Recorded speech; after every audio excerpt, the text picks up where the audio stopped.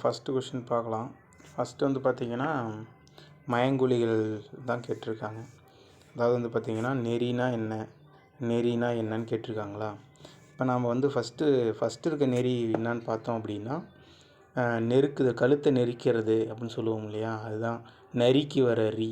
இது வந்து பார்த்திங்க அப்படின்னா நெருக்குதல் அப்படின்னு சொல்லுவோம். இந்த நெறி வந்து என்ன சொல்லுவோம், நெருக்குதல்னு சொல்லுவோம். அதுக்கு அடுத்து கொடுத்துருக்கிற நெறி எப்படின்னா என்னான்னு பார்த்தீங்க அப்படின்னா திருக்குறளில் வரும் இல்லைங்களா, அறநெறி. அது மாதிரி அதை வந்து என்னன்னா ஃபாலோ பண்ணுறது, வழி. நெறின்னு என்னங்க, வழின்னு அர்த்தம். அப்போ இதுக்கு வந்து ஆப்ஷன் சிங்கிறது வந்து பார்த்திங்கன்னா கரெக்டானது ஆன்சர். அடுத்து பார்த்திங்கன்னா மயங்கொலிகளிலே இன்னொரு கொஷின் கேட்குறாங்க. என்ன அப்படின்னா வெறுனா என்ன, வெறுனா என்ன அப்படின்னு சொல்லி கேட்குறாங்க. வெறுனா என்ன அப்படின்னா ஃபஸ்ட்டு வெறு வந்து பார்த்திங்கன்னா அப்படின்னா வெறுனா வந்து அச்சம் அப்படின்னு சொல்கிறாங்க, அச்சம். அதுக்கடுத்து பார்த்திங்கன்னா செகண்ட் வெறு என்ன சொல்கிறாங்க அப்படின்னா வெறுப்பு. இது நமக்கு தெரியும் வெறுப்புன்னு. இந்த வெறுங்கிறது அச்சம்ங்கிறது மட்டும் புதுசாக இருக்கும், இது மட்டும் கொஞ்சம் பார்த்துக்குங்க. அடுத்து வந்து பார்த்திங்க அப்படின்னா பொருள் வேறுபாடு கேட்டிருக்காங்க. அதாவது வந்து பொருள் வேறுபாடு அறிய அப்படிங்கிற மாதிரி கொஷின் கேட்பாங்க. இதில் வந்து பார்த்திங்கன்னா பொரித்தல்னால் என்ன, அப்புறம் பொரித்தல்னா என்ன அப்படின்னு சொல்லிட்டு கேட்குறாங்க. பொரித்தல் அப்படின்னா என்ன அப்படின்னா ஃபஸ்ட்டு இந்த பொரித்தல் அப்படிங்கிறது வந்து என்ன சொல்கிறாங்க அப்படின்னா வறுத்தல் அப்படின்னு சொல்கிறாங்க. சமையலில் நம்ம வந்து வறுக்கிறோம் இல்லையா, இப்போ சில்லி சிக்கன்லாம் பார்த்திங்கன்னா நம்ம பொரிக்கிறதுன்னு சொல்லுவோம். ஆனால் அது வந்து ஒரு இடத்துல என்ன சொல்லுவாங்கன்னா வறுத்தல் அப்படின்னு சொல்லுவாங்க. வருத்தம், மீன் வருத்தம்னு சொல்லுவாங்க. மீனை நம்ம பொரிக்கிறது வந்து என்ன சொல்லுவாங்கன்னா வறுக்கிறதுன்னு சொல்லுவாங்க. அது வந்து தமிழ் மீனிங் தான். அதுக்கடுத்தது வந்து பார்த்திங்கன்னா இந்த பொரித்தல் என்ன அப்படின்னா கல்லில் வந்து எழுத்து பொரித்தல் அப்படின்னு சொல்லலாம். இந்த கல்லாம் வந்து அந்த காலத்தில் வந்து மன்னர்கள்லாம் வந்து பேர், அவங்க செஞ்ச கொடை இதெல்லாமே வந்து பொரிச்சு வைப்பாங்க. அதுதான் வந்து இந்த பொரித்தல் அப்படின்னு சொல்லிட்டு சொல்லலாம். அடுத்தது ஃபோர்த்து கொஷின் பார்க்கலாம். ஃபோர்த்து கொஷின் என்ன அப்படின்னா பார்த்திங்கன்னா சொற்கள் ஒழுங்கான வரிசைகளை அமைந்த தொடரினை தேர்க. இதுலேருந்தும் கண்டிப்பாக வந்து குரூப் 4லேயே ஒரு கொஷின் கேட்குறதுக்கு வாய்ப்பு இருக்குது, சிலபஸில் கொடுத்துருக்குறாங்க. இப்போ வந்து பார்த்திங்கன்னா போர்க்களத்தில் வந்து மார்பில் வந்து புண்படுவது இயல்புன்னு சொல்லியிருக்கிறாங்க. அதுதான் வீரம்னு சொல்லி நம்ம பழைய நூல்களில் வந்து படிச்சிருப்போம், புறநானூறு இது மாதிரி நூல்கள்லாம். இந்த போரை பற்றி என்ன சொல்லுதுன்னா பரணி சொல்லுமா, பரணி இலக்கியம் வந்து சொல்லும் போரை பற்றி. கலிங்கத்து பரணியில் போரில் வெற்றி கொண்ட வீரருக்கு பாடுவது பரணி அப்படின்னு சொல்லிட்டு சொல்லுவாங்க. அடுத்தது பார்த்திங்கன்னா சொற்களை ஒழுங்குபடுத்தி சொற்றொடராக்குதல் அப்படின்னு சொல்கிறாங்க. அதே கொஷின் தான்.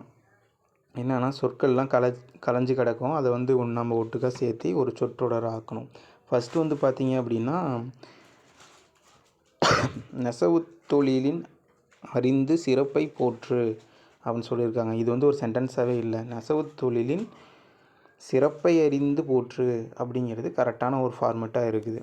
ஓகே, அப்போ நமக்கு வந்து ஆன்சர் என்ன அப்படின்னா ரெண்டாவது ஆப்ஷன் தான் கரெக்டு. அதுக்கு அடுத்தது அடுத்த கொஷின் பேரில் அகரவரிசைப்படி சொற்களை சீர் செய்தல் அப்படின்னு சொல்கிறாங்க. அகரவரிசைப்படி சொற்களை சீர் செய்தல் அப்படின்னா நமக்கு தெரிஞ்சது தான். ஃபஸ்ட்டு வந்து ஆளை தொடங்கி அவ்வூர்லோ, இதுக்கு தான் ஃபஸ்ட்டு ப்ரையாரிட்டி கொடுக்கணும். அதுக்கடுத்து வந்து பார்த்திங்க அப்படின்னா கால ஆரம்பித்து ஞாவரலும் அடுத்த ப்ரையாரிட்டி கொடுக்கணும். இதில் வந்து வரிசையாக வந்து ப்ரையாரிட்டி கொடுத்து அந்த சொற்களை வந்து 1 by 1 எடுக்கணும். இதில் வந்து பார்த்திங்கன்னா ஃபஸ்ட்டு எடுத்தோடனே நமக்கு வந்து ஈ வந்துருக்குங்களா. ஓகே, அப்போ ஈ எடுத்துக்கிட்டோம்னா 2 ஆப்ஷன் இருக்குது. இந்த 2ல் வந்து அடுத்த வார்த்தை பார்த்தோம் அப்படின்னா ஏ வருது, பூ வருது. இப்போ வந்து ஏங்கிறது வந்து பார்த்திங்கன்னா நம்ம ஆக்காக்கியிலே வந்துடும். அப்போ வந்து ஏ அப்படிங்கிறது அடுத்த இதாக போட்டோம் அப்படின்னா ஆப்ஷன் ஏ வந்து கரெக்டு. ஓகே, இப்போ அடுத்ததுக்கு போகலாம்.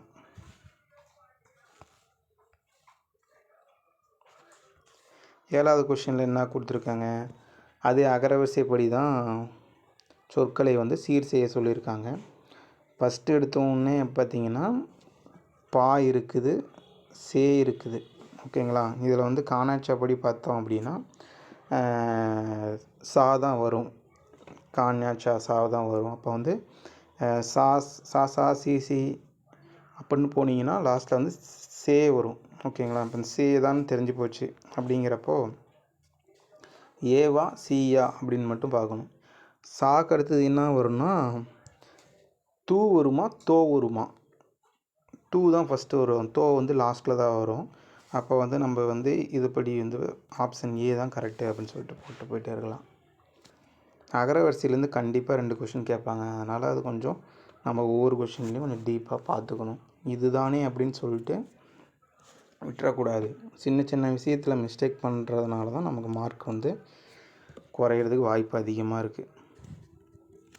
அடுத்து வந்து பார்த்திங்கன்னா அகரவரிசைப்படி சொற்களை சீர் செய்க அப்படின்னு சொல்லிட்டு தான் கொடுத்துருக்காங்க. ஃபஸ்ட்டு எடுத்த உடனே பார்த்திங்கன்னா ஆருக்கு ஆருக்கு அடுத்து பார்த்திங்கன்னா ஊருக்கு கரெக்டாக தான் இருக்குது ரெண்டுத்துலேயுமே. அதுக்கடுத்து வந்து பார்த்திங்கன்னா ஓருக்கு இங்கே வந்து ஏ இருக்குது அப்படின்னா ஏ தானே ஃபஸ்ட்டு வரும். அப்போ நம்ம என்ன பண்ணலாம், டி ஆப்ஷன் போய்க்கலாம். ஓகேங்களா?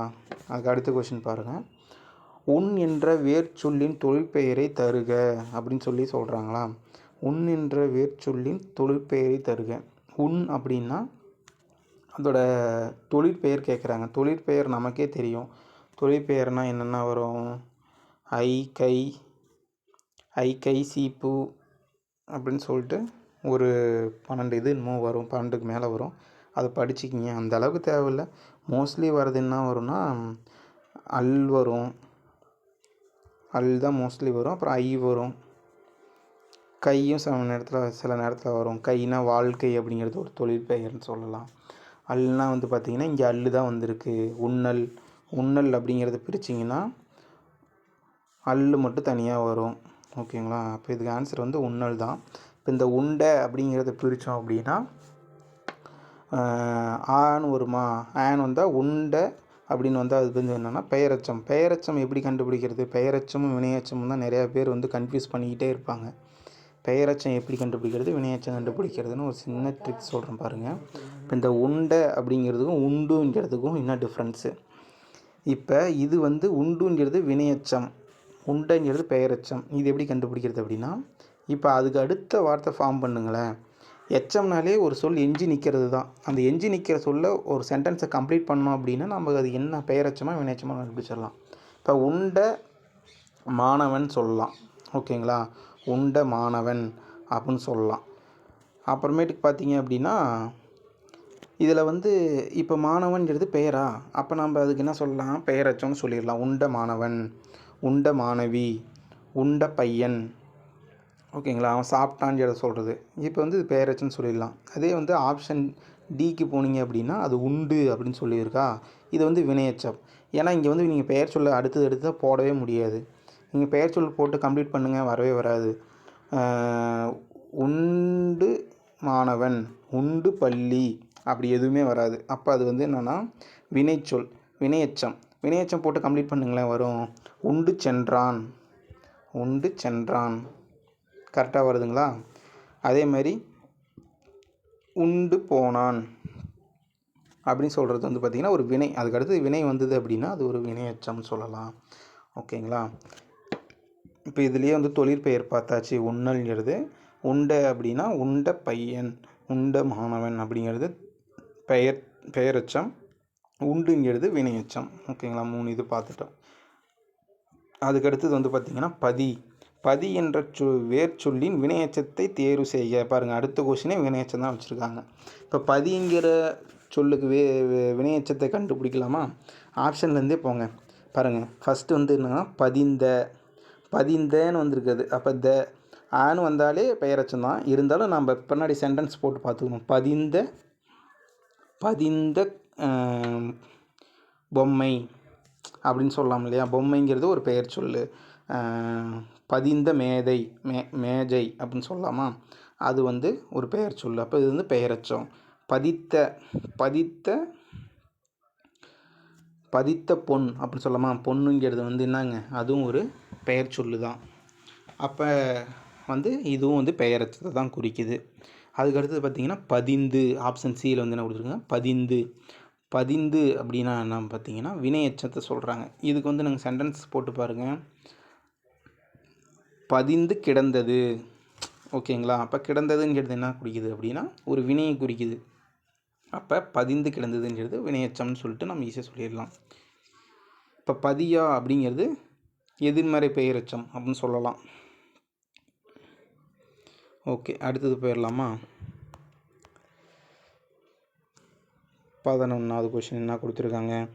ஓடு என்ற வேர்ச்சொல்லின் பெயரெச்சமும் வினையெச்சமும். இப்போ வந்து பெயரெச்சத்தையும் கேட்குறாங்க, வினையெச்சமும் கேட்குறாங்க. கண்டிப்பாக உங்களுக்கு பெயரெச்சத்துலேருந்து வினையெச்சத்துலேருந்து ஒரு கொஷின் கண்டிப்பாக இருக்குது. அதனால் இது கொஞ்சம் டீப்பாக பார்த்துக்குங்க. நான் சொன்ன மாதிரி நீங்கள் வந்து பின்னாடி சென்டென்ஸை கம்ப்ளீட் பண்ண பார்த்தீங்கன்னா ஈஸியாக கண்டுபிடிச்சிடலாம்.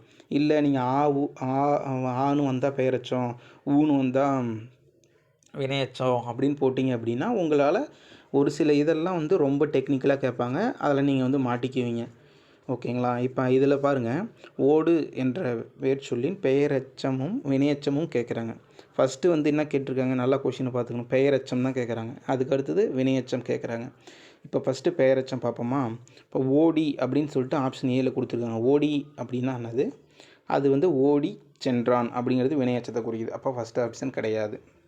ஏன்னா ஃபஸ்ட் எடுத்தோடனே நமக்கு பெயரெச்சம் தான் கேட்குறாங்க. ஓகேங்களா? அதை வச்சு சொல்லலாம். இப்போ ஃபஸ்ட் ஆப்ஷன் கிடையாது. இப்போ செகண்ட் ஆப்ஷன் வந்து பார்த்திங்கன்னா ஓடியது அப்படின்னு சொல்லி கொடுத்துருக்காங்க.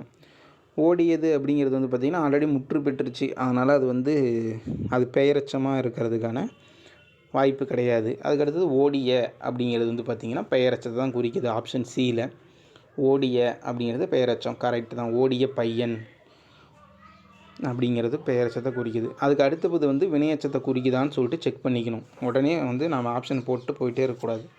ஓடியது அடுத்தது பார்த்திங்கன்னா ஓடியதுன்னு கொடுத்துருக்காங்க. ஓடியதுங்கிறது முற்று பெற்றுச்சு. அப்போ இதுவும் வராது. அப்போ ஆப்ஷன் டி தான் ஆன்சர்னு போயிட்டே இருக்கலாம். ஆப்ஷன் டி பார்க்கலாமா? ஓடிய அப்படிங்கிறது பெயரெச்சம் தான். ஓடிய மாணவன். ஓடி சென்றான் அப்படிங்கிறது வந்து வினையெச்சம். ஓகே, இது மாதிரி நீங்கள் சென்டென்ஸ் கம்ப்ளீட் பண்ணிங்கன்னா வினையெச்சமும் பெயரெச்சமும் ரொம்ப ஈஸியாக இருக்கும். ஓகேங்களா? அடுத்த கொஷின் போவோமா? அடுத்த கொஷின் வந்து பார்த்திங்கன்னா வேர்ச்சொல்லை எழுதுகன்னு சொல்லி கேட்குறாங்க. இது வந்து ரொம்ப ஈஸின்னு நினைப்பீங்க, ஆனால் இதில் தான் வந்து நிறைய பேர் மிஸ்டேக் பண்ணுவாங்க. ஏன் அப்படின்னா இப்போ இந்த பொரித்த அப்படிங்கிறதுக்கு வேர்ச்சொல் கேட்குறாங்க. இப்போ இந்த பொரித்தன்னொடனே நமக்கு என்ன ஞாபகம் வரும்? இந்த 2 ஆப்ஷனும் வந்து எலிமினேட் பண்ணிடுவோம் ஈஸியாக. இந்த பொரியான்னு சொல்லி ரொம்ப டவுட் போடுவோம். ஓகேங்களா? இப்போ நமக்கு இதுக்கு பொருள் தெரிஞ்சிருக்கணும். எப்பயுமே வேர்ச்சொல்லுக்கு எப்பயுமே உங்களுக்கு பொருள் தெரிஞ்சால் தான் நீங்கள் கரெக்டாக சூஸ் பண்ண முடியும். இப்போ தான் கொஞ்சம் நேரத்துக்கு முன்னாடி பார்த்தோம், பொறினா என்ன அப்படின்னு சொல்லிட்டு. ஓகேங்களா? அப்போ இந்த பொறிக்கு வந்து வேறு மீனிங் இருக்குது. ஓகேங்களா? இந்த பொறிக்கும் வேறு மீனிங் இருக்குது. அப்போ இங்கே பொரித்த அப்படிங்கிறது என்னத்தை சொல்லுது அப்படின்னா, அப்போ ஒரு மீனிங் மாறுது. அப்படிங்கிறப்போ இந்த பொரித்த அப்படிங்கிறது மேக்ஸிமம் 90% இதில் இருக்கிற பொறி தான் வரும். ஓகேங்களா? இன்கேஸ் ஒரு 10% என்ன ஆகும் அப்படின்னா, அந்த பக்கத்தால் அந்த வந்து வேறு ஒரு இதாக திரியுமே தவிர அது இந்த ரீயிலேருந்து இன்னொரு ரீயாக மாறாது. ஓகேங்களா? இப்போ இதில் வந்து பொறி அப்படிங்கிறது கரெக்டான ஆப்ஷன் தான். நம்ம அடுத்ததுக்கு போயிடலாம். அடுத்தது பார்த்திங்க அப்படின்னா கேட்டார் இச்சொல்லின் வேர்ச்சொல் யாது அப்படின்னு கேட்டிருக்காங்க. கேட்டார் அப்படிங்கிறது வந்து வேர்ச்சொல் பார்த்திங்க அப்படின்னா கேடு வராது, கெடு வராது. கேள் அப்படிங்கிறது பெண்டிங் வைங்க. கேட்டு இப்போ வந்து பார்த்திங்கன்னா கேட்டுன்னு வரலாம், கேள்னு வரலாம். இப்போ இதை எப்படி நீங்கள் எலிமினேட் பண்ணுவீங்க அப்படின்னா, நமக்கு வேர்ச்சொல்லுனா என்ன நமக்கு ஞாபகம் வரணும்? வேர்ச்சொல்லுனா எப்பயுமே ஏவலாக இருக்கணும் அப்படின்னு சொல்லிட்டு நம்ம இலக்கணத்தில் படிச்சிருப்போம். அப்போ இதில் 2ல் எது ஏவலாக இருக்குது? கேட்டு சென்றான். அப்போ இது வந்து என்னது? பெயரெச்சம்,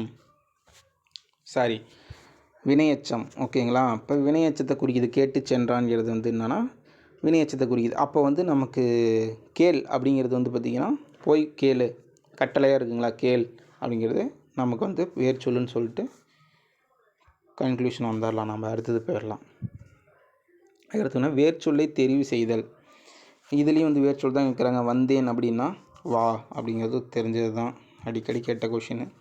ஒரு பொருள் தரும் பல சொற்கள், அதாவது இலை வகைகள். இது கண்டிப்பாக வந்து 10th ஃபஸ்ட்டு பாடமாகவே இருக்கும். இந்த இலை வகைகள், அப்புறமேட்டுக்கு வந்து பார்த்திங்கன்னா அடி வகைகள், இது எல்லாமே கண்டிப்பாக கேட்பாங்க. அந்த பாடத்தை நல்லா படிச்சுக்கணும். நம்ம சிலபஸ்லேயும் இருக்குது, நியூ சிலபஸில். சரி, ஓகே. இந்த 15 வந்து பார்த்திங்கன்னா ஒரு பொருள் தரும் பல சொற்கள். இலை வகை அப்படின்னு என்னென்னா ஃபஸ்ட்டு பார்த்துக்குங்களேன். இது வந்து ஃபஸ்ட்டு எலிமினேட் பண்ண கற்றுக்குங்க. ஓலைன்னா வந்து பார்த்திங்க அப்படின்னா பனை ஓலை சொல்லுவாங்க. பனை ஓலை. தென்னை ஓலைன்னு தான் சொல்லுவாங்க. தென்னங்கீற்றுன்னு போட்டுறக்கூடாது. நம்ம கிராமத்து வழக்கில் வந்து தென்னங்கீற்று அப்படின்னு சொல்லி போட்டுறக்கூடாது. தென்னையும் வந்து என்ன வரும் அப்படின்னா ஓலைன்னு வரும். அது ஒரு ப்ரீவியஸ் இயர் கொஷின் தான். அதுக்கடுத்து தோகை வந்து என்னன்னு பார்த்தீங்க அப்படின்னா இது கரும்பு தோகைன்னு சொல்லுவாங்க. ஓகேங்களா? அது வந்து கரும்போட இலை வகை தானே. ஓகே, அப்போ அது இலை வகையை சாரும். தாள் அப்படின்னா என்னங்க?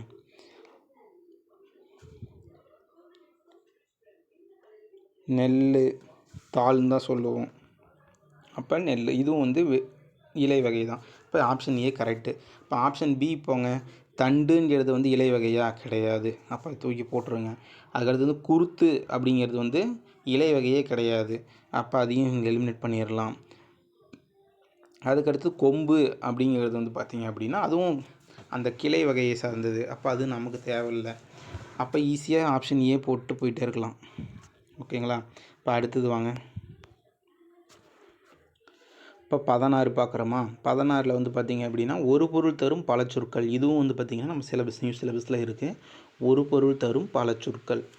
அப்போ வந்து பார்த்திங்கன்னா ஒரே பொருள் தான், ஆனால் பல சொற்கள் இருக்குது. மூசு, கவ்வை, நுழாய், கருக்கல் அப்படின்னு சொல்லிட்டு இவ்வளோ சொல் இருக்குது. அது வந்து ஒரு சொல்லை தான் குறிக்குது. இந்த கருக்கல், நுழாய், கவ்வை, மூசு அப்படின்னா என்னத்தை குறிக்குது அப்படின்னா பிஞ்சு வகையை குறிக்குது. ஓகேங்களா? பிஞ்சு வகை, அடி வகை, மணி வகை, இலை வகை இது எல்லாமே அந்த 10th வர ஒரு பாடம். ஃபஸ்ட்டு பாடமே அதில் தான் வரும். அதை பார்த்துக்குங்க, படிச்சுக்கிங்க. அதுலேருந்து கொஷின் கேட்பாங்க கண்டிப்பாக குரூப் 4ல். இப்போ இதில் வந்து பார்த்திங்க அப்படின்னா தெரிஞ்சதை பார்க்கலாமா? மூசு அப்படின்னா பலா மரத்தோட பிஞ்சு வகையை தான் என்ன சொல்லுவோம் அப்படின்னா மூசுன்னு சொல்லுவோம். அதுக்கு அடுத்தது பார்த்திங்க அப்படின்னா நுழாயினா பார்க்க சொல்லுவோம். அடுத்தது போயிடலாங்க.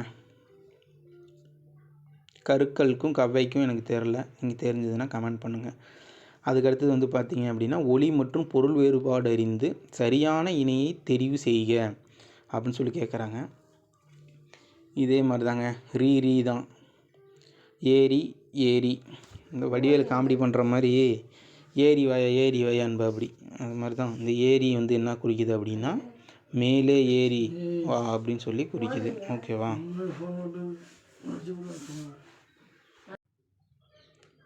இந்த ஏரி வந்து பார்த்திங்க அப்படின்னா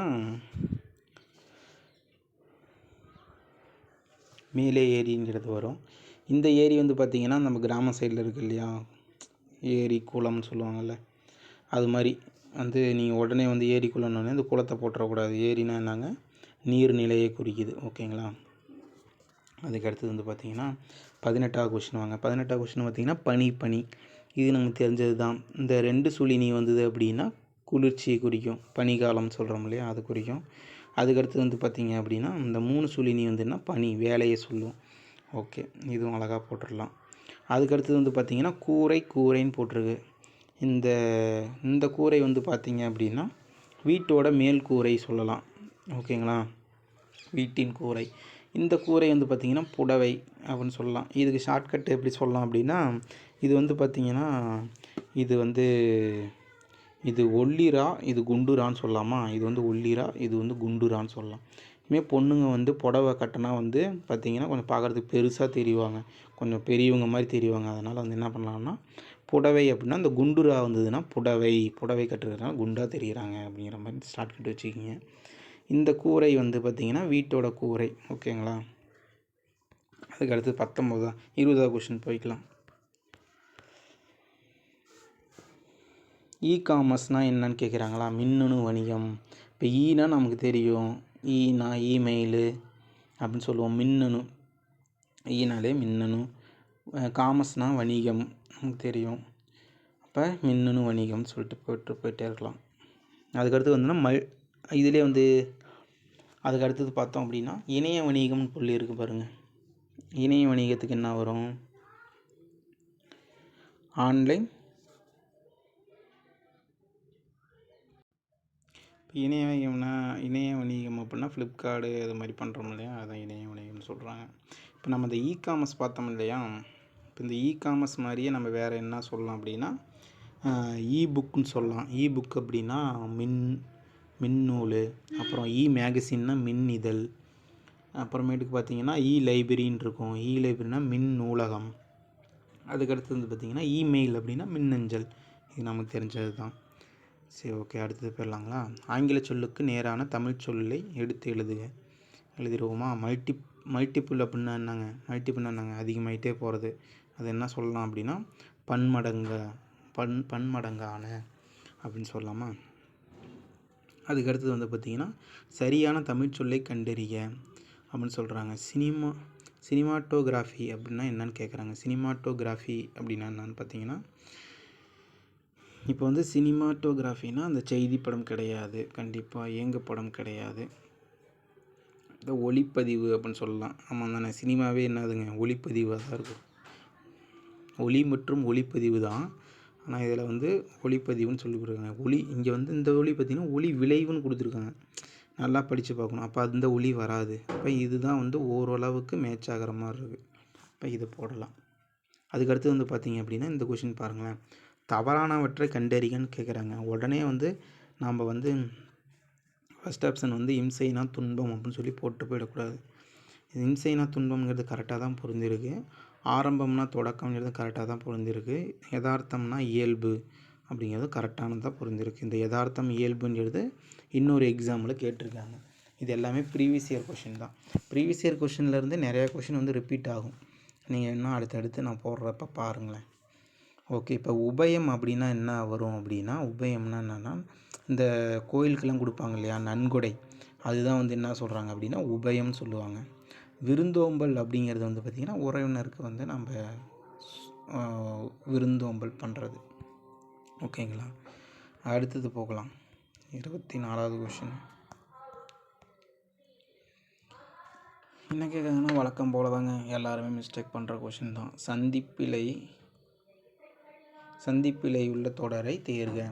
சந்திப்பிழை உள்ள தொடரை தேர்க அப்படின்னா நல்லா வாசித்து பார்க்கணும் கொஷினை. பிழையுள்ள தொடரை தான் கேட்குறாங்க. ஓகேங்களா? பிழையற்ற தொடரை கேட்கல. ஓகேங்களா? இப்போ வந்து எடுத்துக்கிட்டிங்க அப்படின்னா வங்கி கணக்கை பயன்படுத்து. ஓகேங்களா? வங்கி கணக்கை பயன்படுத்துன்னு சொல்கிறாங்க. அந்த கை அப்படிங்கிறது என்னன்னா வருதுங்களா? ஐயும் கூவும் வெளிப்படையாக வந்ததுன்னா, அந்த ஓம உருபு வந்து வெளிப்படையாக வந்ததுன்னா வல்லினம் மிகுன்னு சொல்லி படிச்சிருப்போம் நாம். அதனால் வல்லினம் மிகுந்திருக்கு. கரெக்டு தான். கடவுச்சொல்லை சரிபார் அப்படின்னு வந்துருக்குது. கடவுச்சொல்லை சரிபார். இதில் வந்து என்ன தப்பாக இருக்குது? கடவுச்சொல்லை கரெக்டாக தான் இருக்குது. இச்சு வருது இருக்குது. அதுக்கடுத்து வந்து சொல்லைங்கிற இடத்துல வந்து இச்சு வந்திருக்கு. இப்போ இதுவும் கரெக்டாக தான் இருக்குது. அதாவது பார்த்திங்கன்னா நானே வந்து கொஷினை ஒரு டைம் படிச்சுட்டு நானே எப்படி என்ன பண்ணுறேன் அப்படின்னா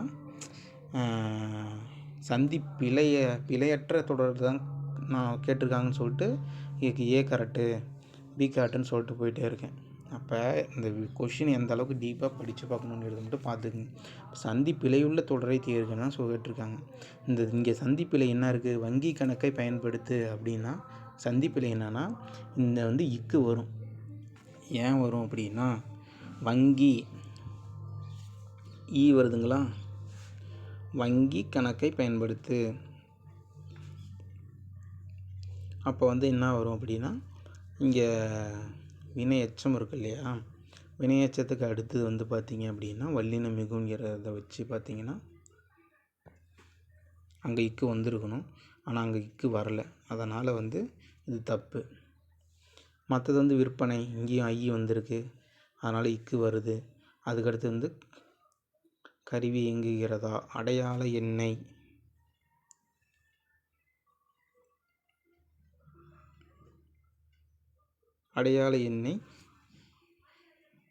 உருவாக்கு அப்படிங்கிற இடத்துல வல்லினம் எதுவும் மிகலை. ஓகேங்களா? இது கொஞ்சம் சந்திப்பிழை உள்ள தொடரா சந்திப்பிழையற்ற தொடரா என்னான்னு சொல்லி பார்த்து போடுங்க. இதுதான் ரொம்ப மிஸ்டேக் பண்ணுற கொஷின். அடுத்தது வந்து பார்த்திங்கன்னா பொருந்தாத சொல்லை கண்டறிக. இப்போ வந்து கொடுத்துருப்பாங்க ஒரு சொல், பொருந்தாத சொல்லை கண்டறிகன்னு சொல்லி கேட்பாங்க. இதில் வந்து எப்படி சொல்லலாம் அப்படின்னா இப்போ முக்கனி தெரியும், மாப்பழா வாழை அப்படின்னு சொல்லிட்டு தெரியும். இப்போ இன்னொன்று டிஃப்ரெண்ட்டாக கொடுத்துருப்பாங்க. அப்புறம் முத்தேன்னு கொடுத்துருப்பாங்க. அது மாதிரி ஏதாவது ஒன்று கொடுத்து தப்பானது கேட்பாங்க. இப்போ மன்னன் அப்படின்னா அரசன்னாலும் வேந்தன்னாலும் ஒருத்தரை தான் குறிக்குது. அழகன்கிறது வந்து ஒரு ஆண்மகனோட ஒழுக்க பண்புகளை குறிக்குது. அப்படிங்கிறப்போ அது வந்து வராது இல்லைங்களா?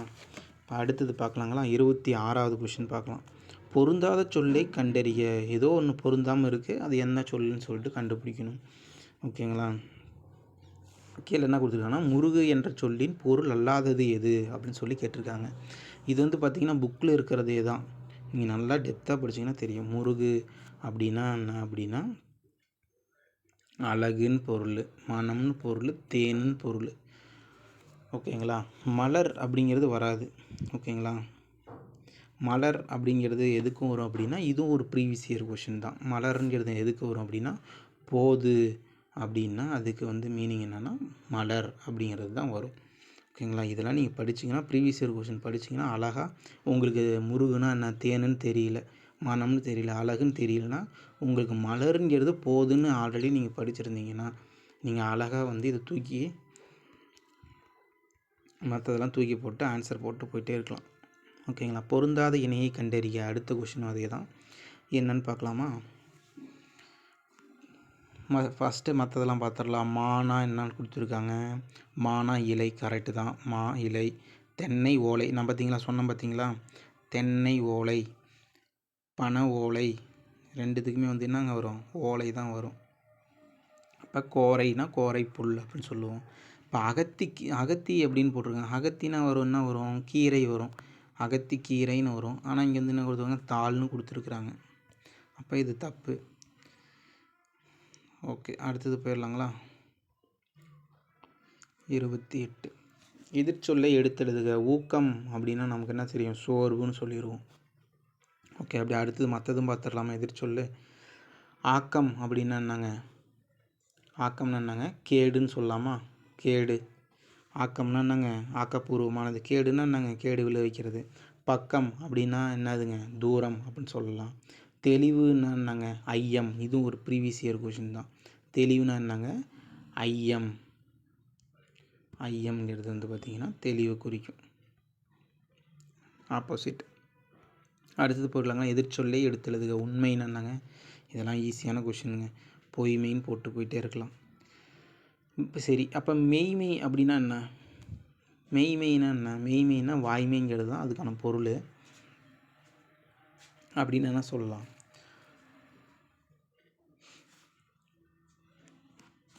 மெய்மைனா வாய்மை. பாருங்கள், ஆப்போசிட்லேயே கொடுத்துருக்குறாங்க. மெய்மைனா என்ன, வாய்மை அப்படின்னு சொல்லிட்டு. தூய்மைனா என்னங்க? தூய்மைக்கு எதிர்ச்சொல் என்னது? இது உங்களுக்கு அசுத்தம் சொல்லலாமா? சரி, ஓகே. அடுத்தது வந்து பார்த்திங்கன்னா ஐயம் என்பதன் எதிர்ச்சொல்லை எடுத்தெழுதுக அப்படின்னு சொல்லிட்டு சொல்லியிருக்காங்களா? பாருங்கள், இப்போ தான் சொன்னேன்ல, தெளிவுனா ஐயம்னு சொல்லிட்டு பாருங்கள், இங்கே தான் இருக்குது, இங்கேயே இருக்குது. ஐயம்னா என்னங்க? தெளிவு. அதுக்கடுத்து வந்து பார்த்திங்கன்னா பிரித்தெழுதி கேட்டிருக்காங்க. 2 கூட்டல் அல்ல, 2 அல்ல. இது ஈஸியாக போட்டுடலாம். அங்கே அடுத்த கொஷின் போகலாம். 32 சிறப்பு உடையார். சிறப்பு கூட்டல் உடையார். இது வந்து இது புணர்ச்சி விதிதாங்க. வந்து ஓடி போயிடும். உயிர்வரின் உக்குரல் மெய்விட்டு ஓடுங்கிற புணர்ச்சி விதிப்படி சிறப்பு உடையார் அப்படிங்கிறது புணரும். இது கரெக்டு. என்று கூட்டல் உரைக்கும். எல்லாம் பாருங்கள் ஒரே விதி தான். என்று உரைக்கும்னா ஓடிடும். அப்போ என்ன வரும்? என்று கூட்டல் உரைக்கும்னா என்று உரைக்கும் அப்படின்னு வந்துடும். Option A correct. அடுத்தது வந்து பார்த்திங்க அப்படின்னா ஒரு பத்தி கொடுத்துருக்காங்க. இது பார்த்திங்கன்னா இந்த டைமே வந்திருக்கு இல்லைங்களா? அலுவல் சார்ந்ததோ இல்லை நியூஸ் பேப்பரோட ஹெட்டிங்கோ இல்லை நியூஸ் பேப்பர்லேருந்து ஏதோ ஒரு டாபிக் எடுத்து கொடுத்து அந்த டாப்பிக்கிலேருந்து கொஷின் கேட்பாங்க. அதில் வந்து பத்தியை படித்து பார்த்துட்டு நம்ம கொஷினுக்கு ஆன்சர் பண்ணுற மாதிரி இருக்கும். இது கண்டிப்பாக உங்கள் டைம் மேனேஜ்மெண்ட்டு, உங்கள் டைம் திருடுறதுக்கு தான் இது மாதிரி கொஷின் எல்லாம் கொடுக்குறதே. ஓகேங்களா? இப்போ நீங்கள் என்ன பண்ணணுன்னா இந்த பேராகிராஃப் உட்காந்து படிச்சுக்கிட்டு இருக்கக்கூடாது மாங்குன்னு. ஏன் அப்படின்னா நீங்கள் இந்த பேராகிராஃப் படிச்சிங்க அப்படின்னா படிச்சுட்டு இவ்வளோ படிச்சுட்டு கீழே வந்து கொஷின் பார்த்தீங்கன்னா நீங்கள் மறுபடியும் படித்தது மறந்து போயிடும். மறுபடியும் எகைன் என்ன பண்ணுவீங்க, போய் பேராகிராஃபை தான் படிச்சுக்கிட்டு இருப்பீங்க அந்த லைனில் ஒன்று. நான் என்ன சொல்கிறேன் அப்படின்னா, நீங்கள் ஃபஸ்ட்டு கேள்வி படிங்க, அதுக்கப்புறமேட்டுக்கு போய் பேராகிராஃபை படிங்க. இப்போ திராவிட மொழி குடும்பத்தின் மூத்த மொழி எதுன்னு கேட்குறாங்க. ஓகேங்களா? இப்போ கீ பாயிண்ட்லாம் அப்படி தேடணும். இப்போ திராவிட மொழி குடும்பம் அப்படிங்கிறது மூத்த மொழி அப்படிங்கிறது தேடுங்க. எங்கே இருக்குது பாருங்கள், ஃபஸ்ட் லைனே இருக்குது, திராவிட மொழி குடும்பத்தின் மூத்த மொழி அப்படின்னு சொல்லியிருக்காங்க. எது?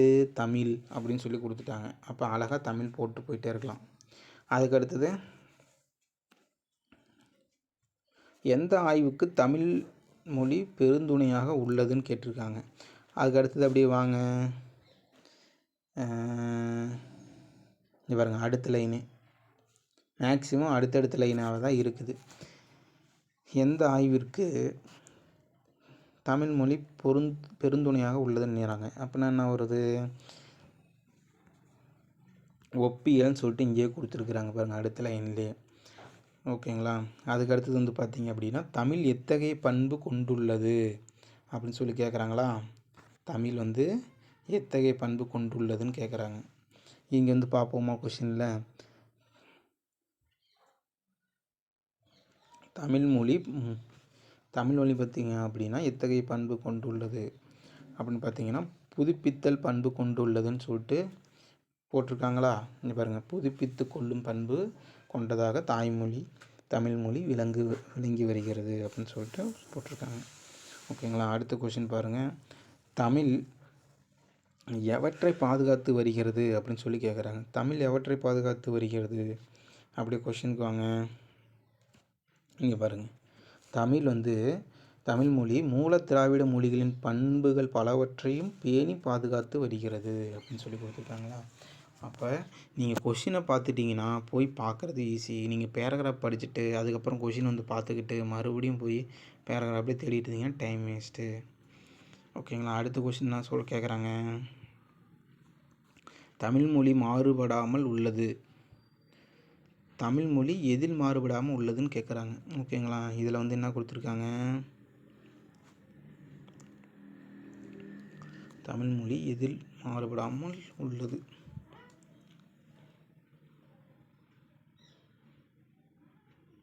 அப்படியே ஒரு டைம் வாட்ச் பாருங்கள். தனித்தன்மை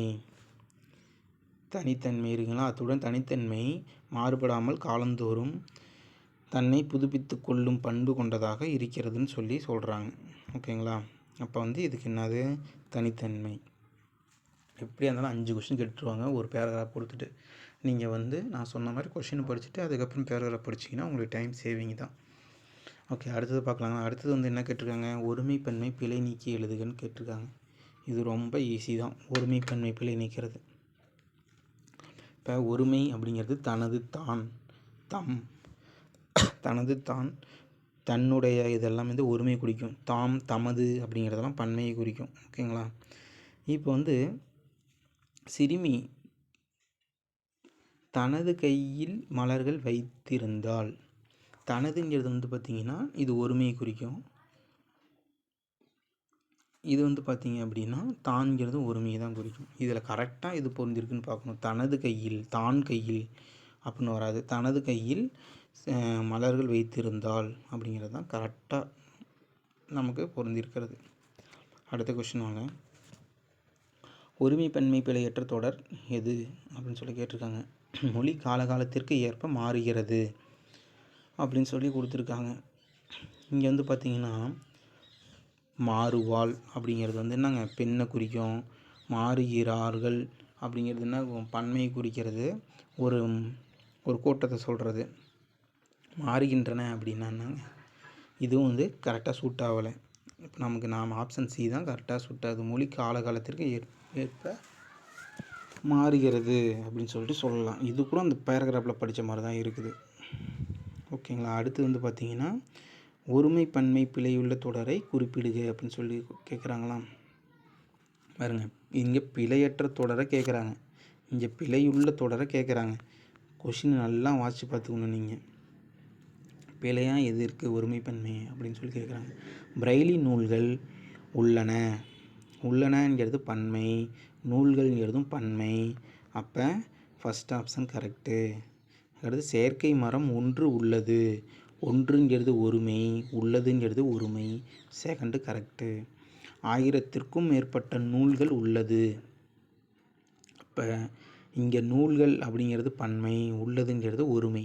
அப்போ இதுதான் தப்பாக பொருந்திருக்கு. ஆப்ஷன் சி தான் ஆன்சர். இப்போ டி பார்த்துருவோமா? மின் இதழ்கள் நிறைய உள்ளன.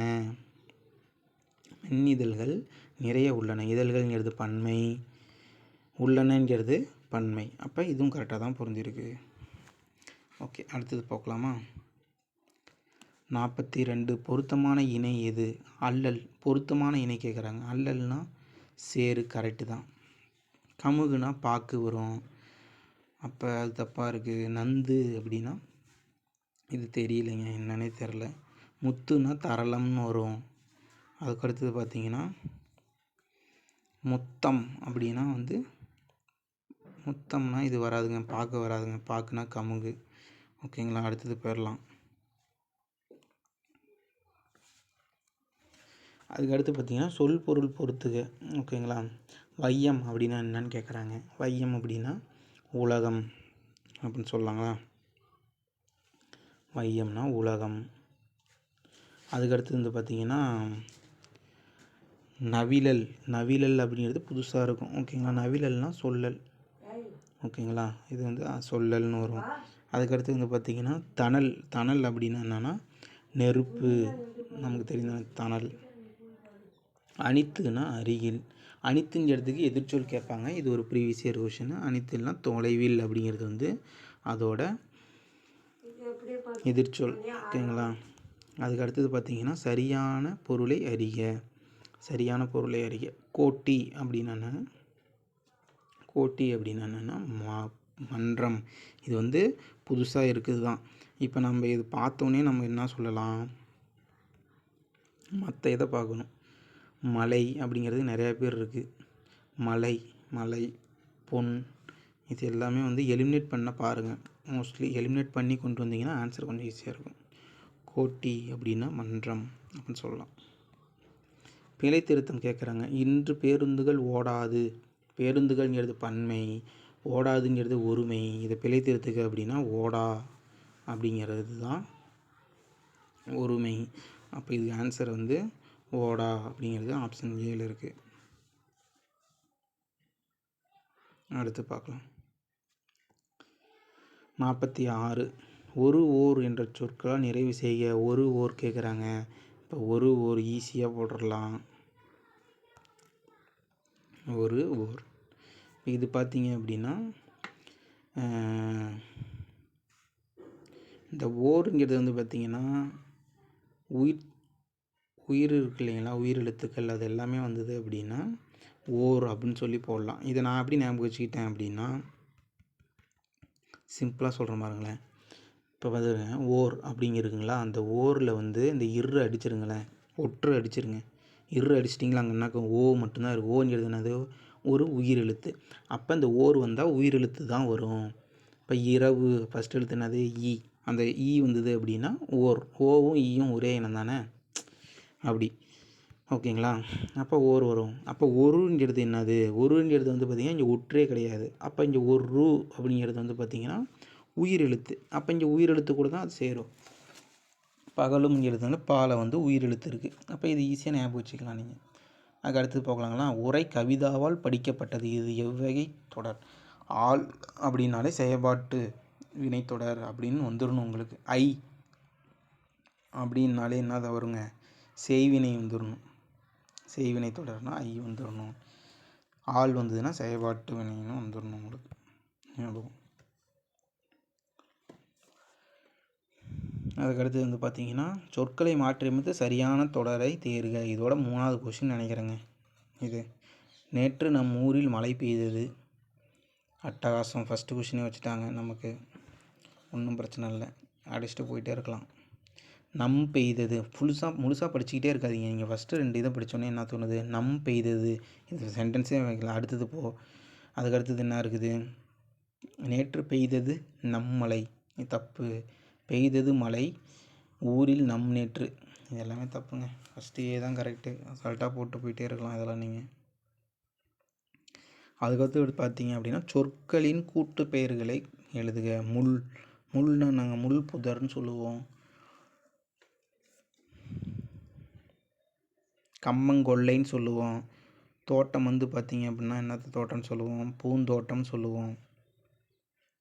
நெல் வயல்னு சொல்லுவோம். ஓகேங்களா? அடுத்தது போகலாமா?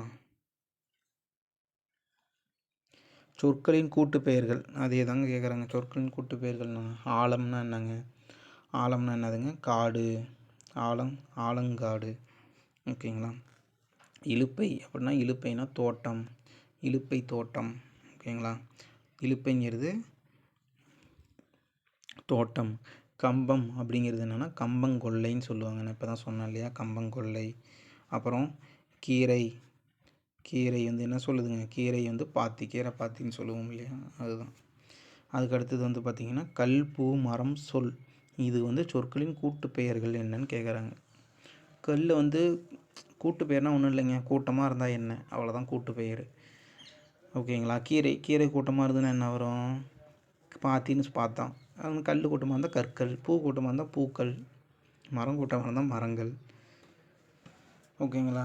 சொல் வந்து அதிகமாக இருந்தால் அதை பற்றி என்ன சொல்லுவோம்? சொற்கள்னு சொல்லுவோம். அவ்வளோதாங்க கூட்டு பெயர். தாவரத்தின் அதுக்கடுத்து கொஸ்டின் பாருங்கள். தாவரத்தின் நுனிப்பகுதியை குறிக்கும் சொல். தாவரத்தின் நுனிப்பகுதியை குறிக்கும் சொல் வந்து என்னது? கொழுந்துன்னு சொல்லுவோமா? தோகைங்கிறது இலையை குறிக்கும். கொம்புங்கிறது கிளையை குறிக்கும். ஓகே, அடுத்தது வாங்க. இது பாருங்கள், இந்த கொஷின் பாருங்கள். வேருக்கு நீர் என்ற புதினத்தின் ஆசிரியர் யார்? ராஜாம் கிருஷ்ணாலா? ஆனால் இதில் வந்து என்ன கொடுத்துருக்காங்க? வளர்மதின்னு கொடுத்துருக்காங்க.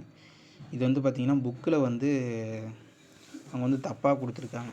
அதை வந்து வளர்மதிங்கிறது வந்து பார்த்திங்கன்னா இந்த லெசனே வந்து மங்கையராய் பிறப்பதற்குன்னு சொல்லிட்டு ஒரு லெசனு.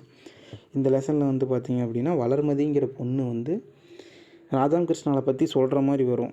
ஆனால் என்ன பண்ணிட்டாங்கன்னா கொஷின் எடுக்கும்போது கன்ஃபியூஷனில் வந்து வளர்மதி தான் வேருக்கு நீர் எழுதுன்னு தான் சொல்லி கொஷின் எடுத்துட்டாங்க. ஓகே, இதை வந்து உண்மையான ஆன்சர் என்னென்னா வேருக்கு நீர் வந்து ராஜாம் கிருஷ்ணால். ஆனால் இங்கே வளர்மதின்னு கொடுத்துருக்காங்க, இதை பார்த்துக்கங்க. அதுக்கடுத்து வந்து பார்த்திங்கன்னா என் அம்மை வந்தாள் என்று மாறுபாட்டை பார்த்து கூறுவது எவ்வகை வலுவமைதி? என் அம்மை வந்தாள் அப்படின்னா என்ன அப்படின்னா திணை வலுவமைதி. அதுக்கடுத்தது ரிஃபார்ம் அப்படின்னா சீர்திருத்தம், நமக்கு தெரிஞ்சதான். நேர்மை அப்படின்னா டிக்னிட்டின்னு சொல்லலாமா? பகுத்தறிவுனா ரேஷ்னல்னு சொல்லலாம். தத்துவம்னா தத்துவத்துக்கு நாங்கள் வரும் இங்கிலீஷில் ஃபிலாசபியா? சரி, ஓகே விடுங்க. சர்ச் இன்ஜின் அப்படின்னா என்னங்க? தேடுபொறி.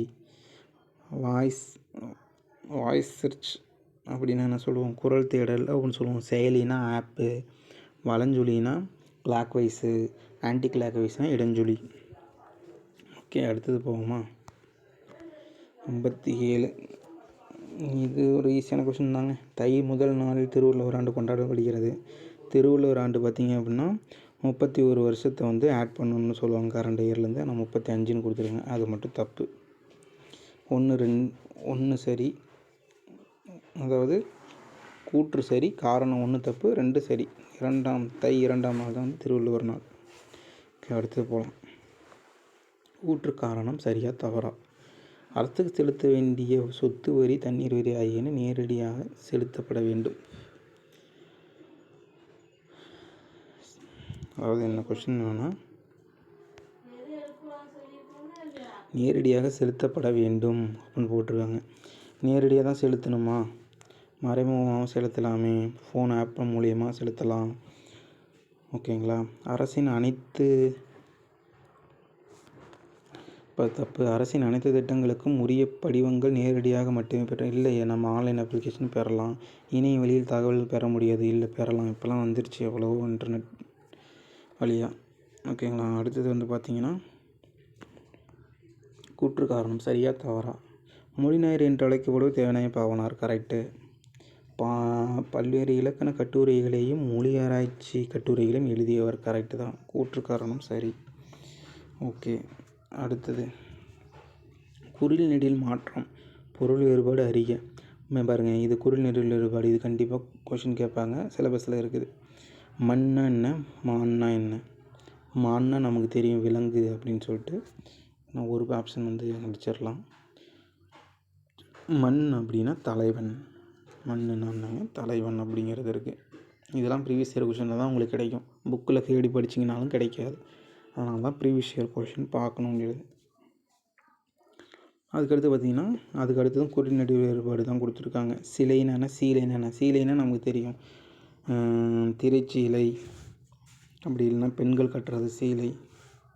ஓகேங்களா. அதுக்கடுத்து சிற்பம். இந்த சிலை என்னென்னா சிற்பம் அப்படின்னு சொல்லிட்டு இப்போ ஆப்ஷன் பி போட்டு போயிட்டே இருக்கலாம். இருபொருள் தரும் இணையை தேர்ந்தெடு. நகைன்னா என்னங்க, புன்னகை பொன்னகை ரெண்டுமே நகை தான்.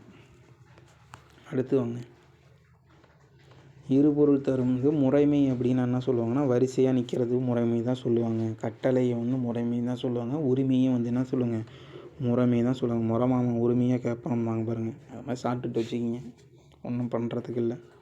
இருபொருள் தருக. இருபொருள் தருகன்னா என்னங்க, படி அப்படின்னு என்னங்க, படிங்கிறது என்னது, நெல்லிருந்து போடுற படி, அதான் முகத்தல் அளவை.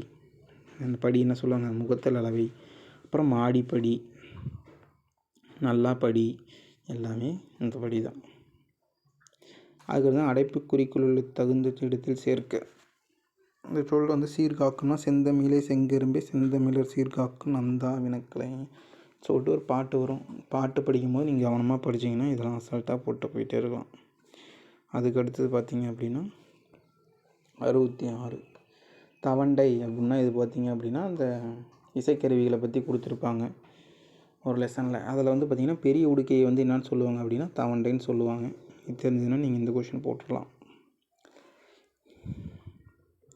இது வந்து பார்த்திங்கன்னா தளிர்ப்பு. தளிர்ப்புங்கிறது வந்து தளிர்ப்பூங்கொடிகளும் விளைநிலங்களும் மனதை கொள்ளையடிக்கின்றன அப்படிங்கிறது தான் கரெக்டான ஆன்சரு.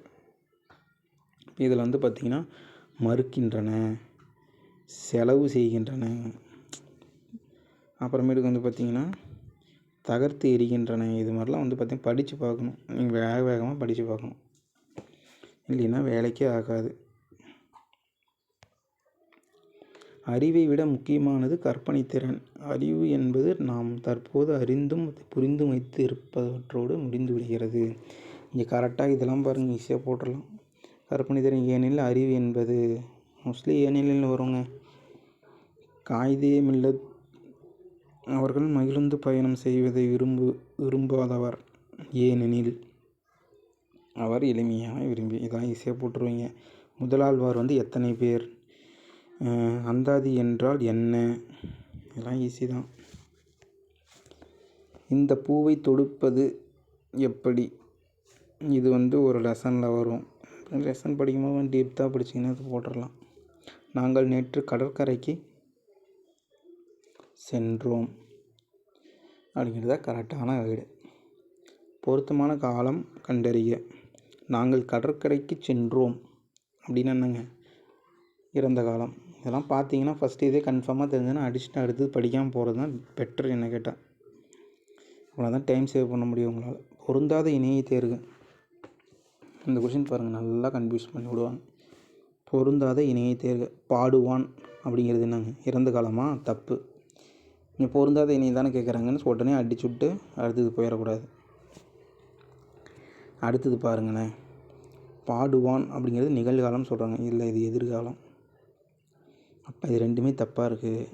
பாடினான் அப்படிங்கிறது எதிர்காலம், பாடினான் இது கரெக்டாக இருக்குது.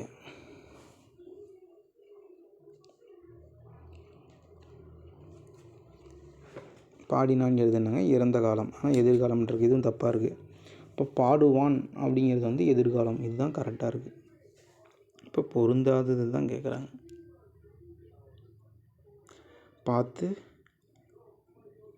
நீங்கள் படித்து பார்த்து தான் போடுற மாதிரி இருக்கும். 76 பாருங்கள். தலை சொற்களை இணைத்து புதிய சொல் உருவாக்குக. தலை அப்படின்னா தலைமுறை, ஈஸி தான்.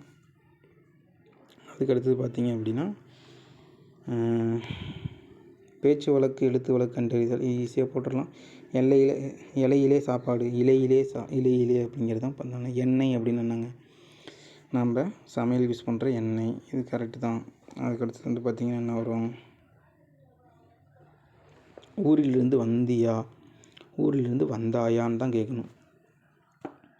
உடன்பாட்டு, அதுக்கடுத்து வந்து பார்த்திங்கன்னா உடன்பாட்டு எதிர்மறை கருத்துக்களை ஒன்றாக கூறும் இடத்தில் டேஸ் வரும்.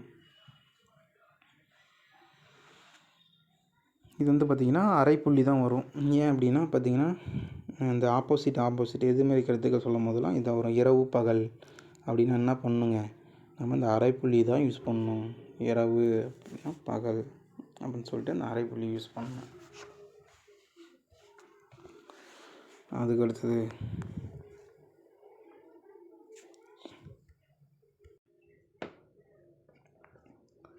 சரியான நிறுத்தற்குறி கேட்குறாங்க. குறிஞ்சி, முல்லை, மருதம், நெய்தல், பாலை ஆகியவன ஐந்திணைகள். இது நம்ம பார்த்தோன்னே சொல்லிடணும் ஃபஸ்ட் ஆப்ஷன் சொல்லிட்டு. அதுக்கடுத்து பாருங்கள், பொருத்தமான நிறுத்தற்குறி இடுக அப்படின்னு சொல்லி கேட்குறாங்க.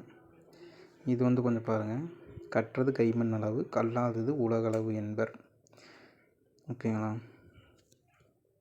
எப்பயுமே பார்த்திங்கன்னா இந்த ரெட்டை சொல்லி கொம்பு வந்து பார்த்திங்க அப்படின்னா ஒரு இது பொருளை மென்ஷன் பண்ணுறதுக்கு போட மாட்டாங்க. ஒரு பொருளை மென்ஷன் பண்ணுறதுக்கு, அதாவது ஒரு இதை அழுத்தம் கொடுக்கறதுக்கு எதை யூஸ் பண்ணுவோம்னா அந்த ஒத்த சொல்லி கொம்பு தான் மென்ஷன் பண்ணுவோம் இந்த இது.